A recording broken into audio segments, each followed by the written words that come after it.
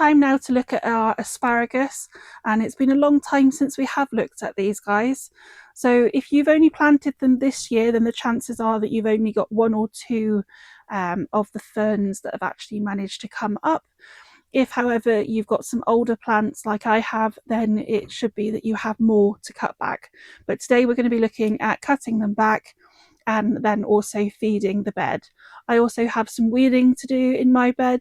I've had quite a few of things like antheraniums or snaps and foxgloves that have self-seeded into that bed. So I do need to look at that as well, and we're going to be very careful around these very delicate and high up roots. This is part 3 of our asparagus grow along.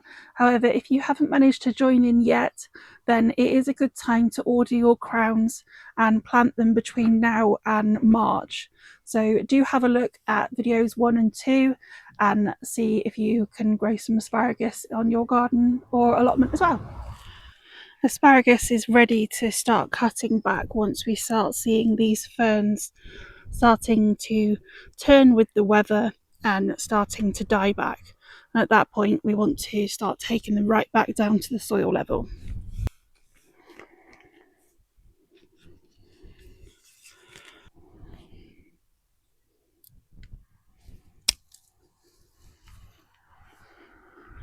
So for these larger asparagus in the middle, we want to just get some secateurs and cut them off at the base.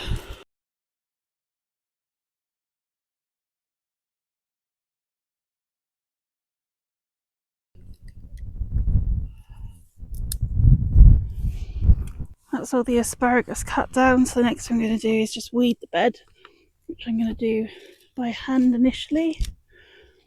Pull out any larger plants that I can see.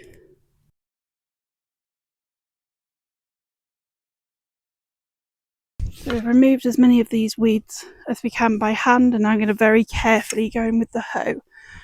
So I know I've got 3 plants here, and then I've got 1 at every centre of where the bed changes shape. So I'm just going to go in very carefully, trying to avoid causing any damage. We don't need to do this overly well because we are going to mulch it now, and that will help suppress some of these weeds as well. But just any of those smaller weeds, we're just going to try and lift them and stop them in their tracks. Next, I'm adding a decent couple of inches of the Bio Bloom, which is a manure-based feed, over the top. Just spreading these out, knocking out any larger lumps. This is going to protect the crowns over winter as well as feed the plants. Being that they are actually perennials, we do want to make sure they are well fed. Manure is definitely a really good option for doing this. If, however, you've only got compost or you don't want to use a manure-based product, then adding compost will be absolutely fine, but I would do it at this time of the year.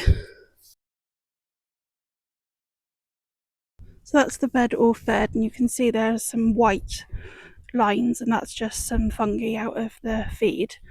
I will put the link to the feed video that I've done in case you aren't sure what is best to feed, and then we won't need to look at this bed again until they start shooting in early spring.